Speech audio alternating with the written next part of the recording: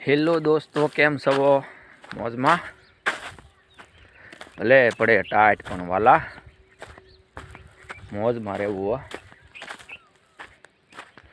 તો જોવો આજનું વાતાવરણ જોવો, વાદળા થઈ ગયા છે ને એમ લાગશે કે વરસાદ આવશે.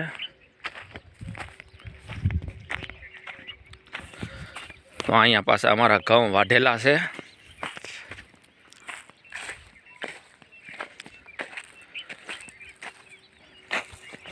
આના હજી પૂળા વાળવાના છે આના, ને એટલા વાઢવાના બાકી રહી ગયેલા છે.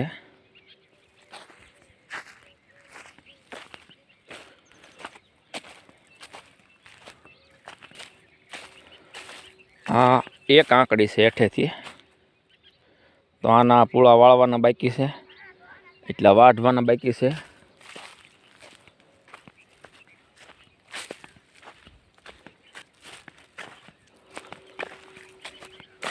અને કમ્પ્લીટ થઈ ગયા છે પૂળા વાળીને.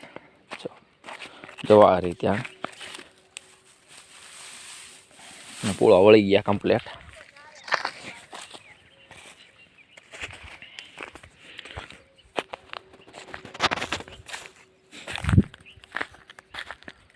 તો હવે આના પૂળા પછી વાળશું. પેલા એટલા ઘઉં ઊભા છે એ બધાને એક એક કેરો આવશે. 1 2 3 4 5 6 7 8 કેરા છે, એટલે બધાને એક એક કેરો આવશે. તો હમણાં અડધો કલાક નહીં થાય એટલી વાટતા.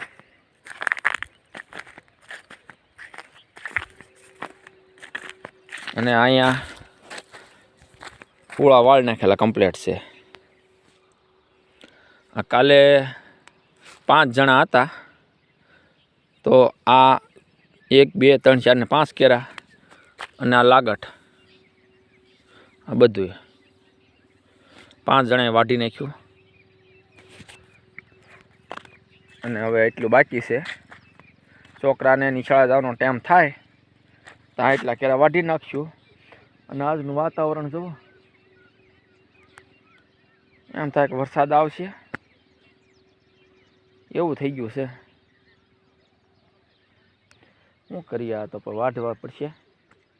કટરે લેવડાવતા પણ આડા પડી ગયેલા હતા, એટલે એ કાંઈ હાલે નહીં એમ કે કહો તો વાઢી નાખીએ.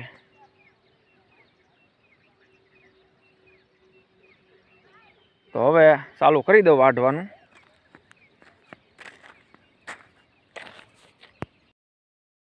ઊભા થવા, 2 કેરા બાકી રહ્યા છે.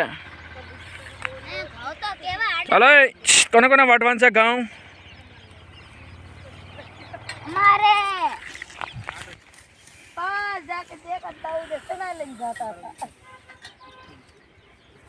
ये बलवान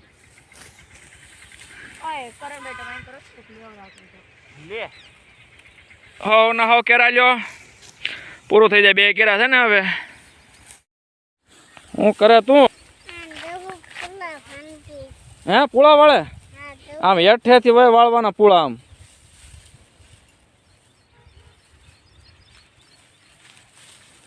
આમ જો એમ